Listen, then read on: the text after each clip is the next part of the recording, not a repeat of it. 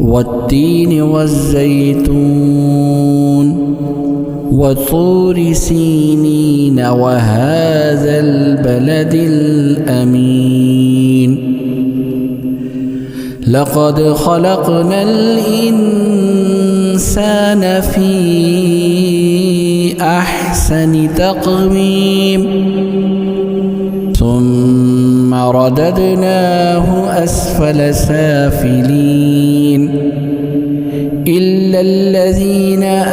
آمنوا وعملوا الصالحات فلهم أجر غير ممنون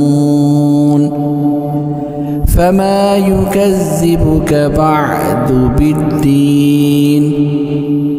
أليس الله بأحكم الحاكمين.